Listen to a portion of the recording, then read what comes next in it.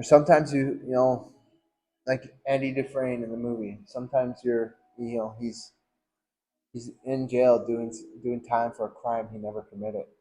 And sometimes we feel like that in our own lives. Why? I feel like this because of this and this and this. All these things that happened around me. I had no control over them. And he had no control of being in jail. And sometimes we have no control of what's going on around us, especially if we're children and things are going on around us, right? Or we're in an abusive relationship. So many things, or we're in a car accident and our child dies in the car accident, and it was a drunk driver that hit us. Sometimes we feel like the prison we were in, and we didn't do anything to be there. Circumstances. So what I'll say is evil persists in this world. It does. And sometimes it hurts and sometimes it hits hard.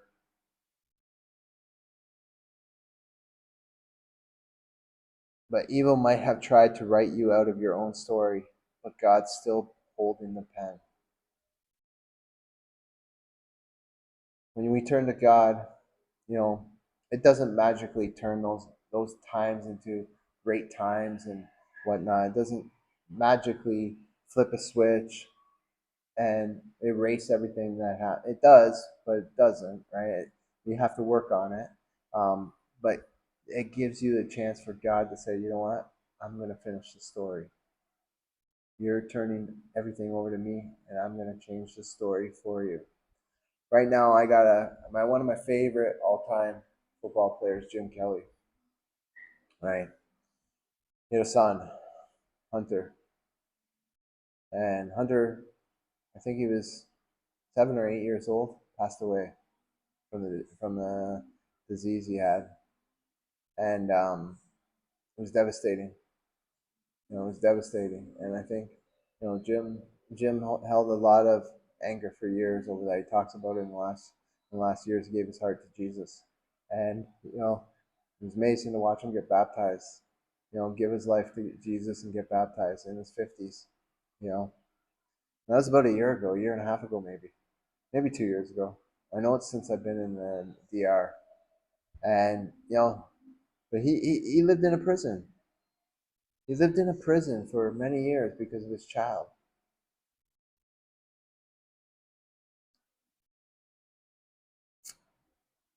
Now his daughter, Erin Kelly, is married. I forget her husband's name, Parker or something, I think.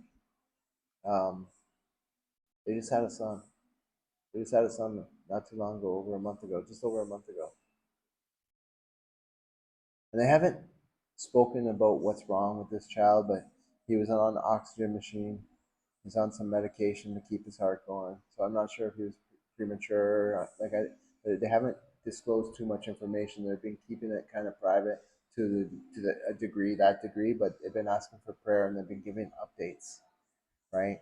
And and so they recently took this boy off of oxygen, and then this morning I'm waiting for the update. I'm excited to hear the update. I'm praying for a miracle, right? But they took him off medication, the heart medication, at 5:30 this morning. So he couldn't. I think he was off the oxygen for 48 hours. Don't quote me, but around that time was the time frame that they wanted to do and see how he progresses. And so 48 hours have passed, and now they've taken him off the medication this morning at 5:30 to see how his heart would respond to the medication being taken off. And it's like I look back at my father, and they took him off the medication within 48 hours he died, and like I know they're gonna put this child back on medication if he starts to digress, right? But we're all praying for a miracle and that he's able to stay off the medication, and but that's a you know you watch how he's evolved. He went through this ordeal with his son Hunter, and now he's got Jesus in his life, and he's going through the same similar ordeal with his first grandchild, his daughter's, his first daughter's child, and his wife Jill.